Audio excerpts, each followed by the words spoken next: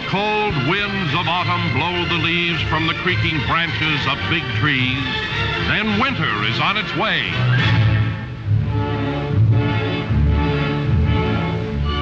Many, many years ago, there lived in a faraway country named Greece a soldier, Artemis, and his little boy, Plino.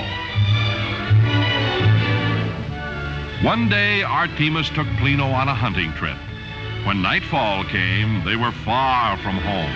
It was warm. Plino and his father found a haystack, and there they went to sleep. Later, Plino awoke. It was black and cold. He reached out to touch his father, but Artemis was gone. Plino heard something moving in the dark. Then he recognized the steps. It was Artemis. Artemis had found some wood. He started a big fire. "Lad," he said to Plino, "we've been caught by winter." Plino moved close to the fire. He thought for a moment. Then he asked, "Why, Father, is it not always summer?" "Well," Artemis said, "I'm not sure I know exactly, but there's an old story. Get in closer to the fire and I'll tell you."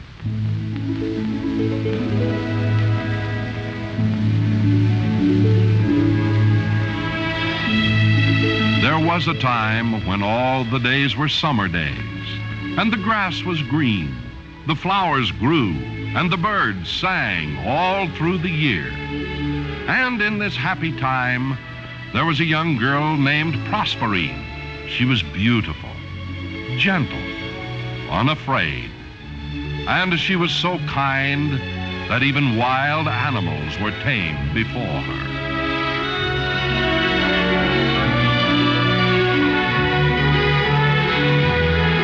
One day, Proserpine wandered far from her home into a strange valley. She came to a very old tree. Around its gnarled trunk grew a vine bearing flowers of deep, flashing colors. Proserpine picked some. They were hard to carry, so she took off her cloak and dropped the flowers in it. She was so busy with what she was doing, she did not hear the soft sounds of a huge man who moved quickly, quietly behind her. Then for a second, it seemed to Proserpine that the valley was more quiet than silence itself. She turned. There was a man, tall and broad as a door. His hair was dark.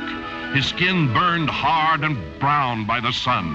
His eyes were black as night. He was Stygius, the soldier they called the Dark Prince. Once he looked at her, Stygius knew that Proserpine must become his princess.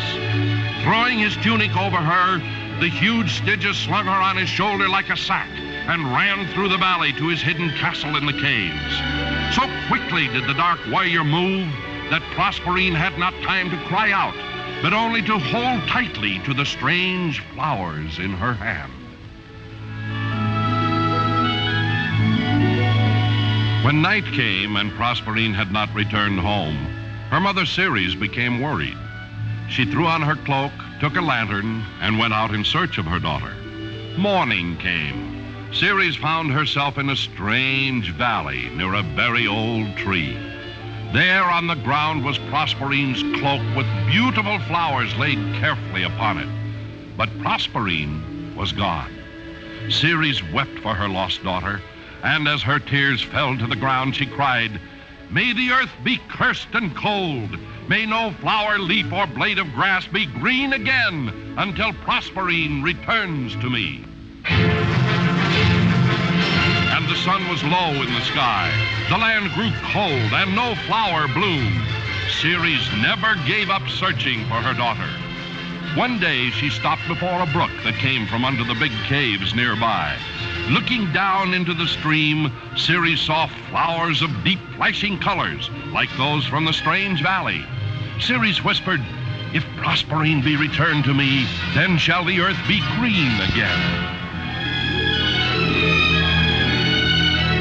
Finding an entrance to the caves, Ceres quietly crept along the cavern walls.